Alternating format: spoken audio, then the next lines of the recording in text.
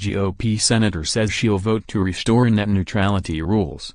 A Democratic effort to reinstate net neutrality rules has won support from a Republican senator and could pass in the Senate if just one more Republican breaks with the GOP.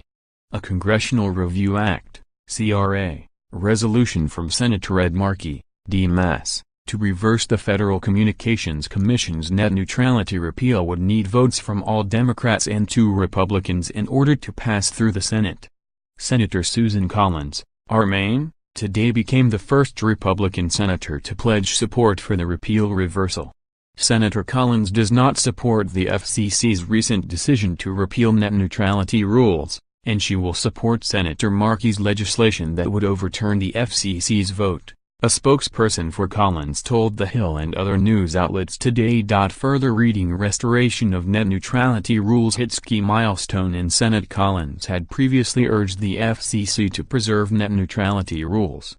She and Senator Angus King, an independent from Maine who caucuses with Democrats, last month called on FCC Chairman Ajit Pai to cancel the repeal vote. Pai's Republican majority went ahead with the repeal on December 14. 43 senators have publicly supported Markey's bill, and Democrats intend to force a vote of the full Senate. 51 votes would be needed for passage. The CRA resolution faces dim prospects in the House and would likely be vetoed by President Trump even if it passes both chambers of Congress. But Democrats want a vote in the Senate to force Republicans to go on the record for or against net neutrality rules. Polls show that net neutrality rules have majority support from both Democratic and Republican voters, and it could be a prominent campaign issue in the congressional elections this year.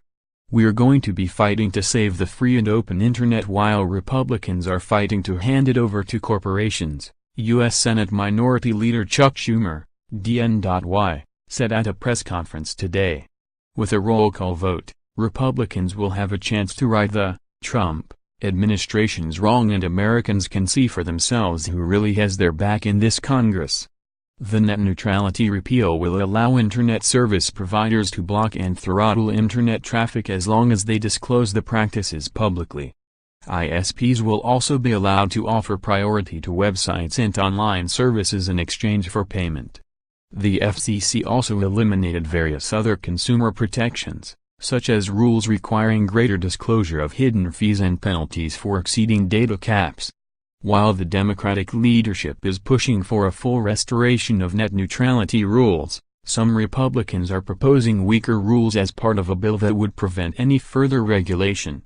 Representative Marsha Blackburn, R. Tennessee, is pushing an Open Internet Preservation Act that would ban blocking and throttling but allow ISPs to create paid fast lanes and prohibit state governments from enacting their own net neutrality laws.